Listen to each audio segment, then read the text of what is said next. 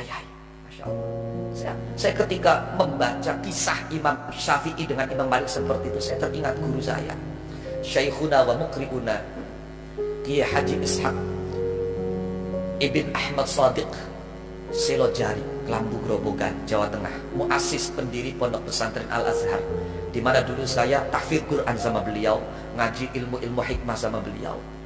Itu Masya Allah, beliau itu saya sulit mencari kiai seperti beliau. Beliau itu salah satu sosok kiai yang Masya Allah luar biasa, wafat ketika muda, umur 40 tahun beliau wafat. Umur 40 tahun, bahkan beliau meninggalkan putra yang masih di dalam kandungan istrinya. Jadi anaknya ada 5, ketika ditinggalkan ada yang masih dalam kandungan. Itu putranya yang paling besar baru berumur 5 atau 6 tahun.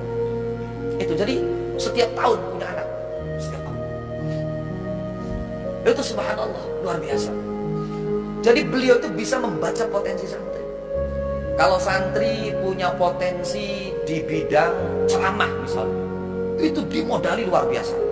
Udah dibelikan tipnya, dibelikan kasetnya, kamu ngefansnya sama penceramah siapa, Zainuddin MZ, semua aset Zainuddin MZ dibelikan. Ini kamu belajar. No.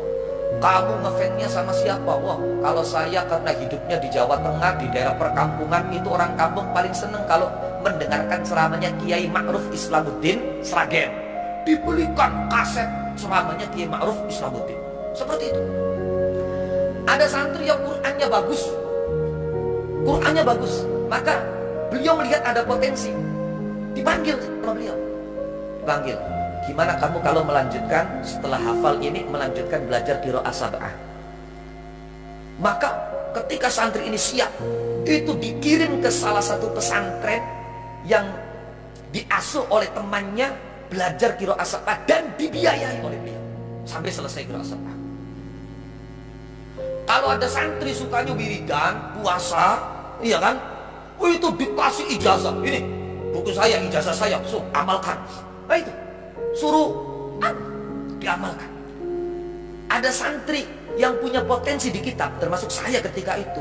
Itu beliau ketika haji, wallahil azim, pulang, itu beliau ngomong sama istrinya, punya Haji Asmaul Sa'adah, itu sudah, pokoknya koper kita, apa enggak, jangan ada yang diisi dengan pakaian, jangan ada yang diisi dengan oleh-oleh, makanan, apa, sudah.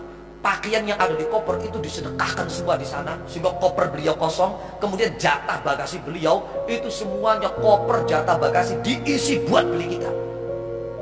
Karena ketika itu saya kalau cari kitab, misalnya saya mau mewakili pondok untuk Bahsul Masail tingkat kabupaten, tingkat provinsi misalnya, ada lokakarya misalnya, ada Bahsul Masail, itu saya harus jalan kaki dari Pondok Al-Azhar ke Pondok Pesantren Al-Hidayah, yaitu pesantren mertuanya, dan itu sudah beda kecamatan, walaupun tetangga desa.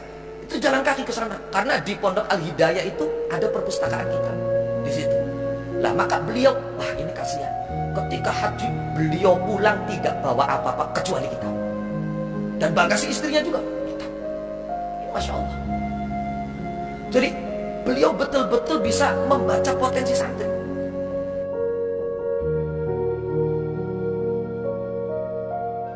Ada bahkan salah satu santri itu yang beliau gadang-gadang bisa mengembangkan anak-anak kampung yang ngaji, itu beliau kirimkan suruh mondok di Amfilati di Jepara, dan itu dibiayai oleh beliau. Itu luar biasa. Lah ini kan kalau kiainya fakir, minal fuqara wal masakin, kan nggak mungkin dilakukan, paham tidak?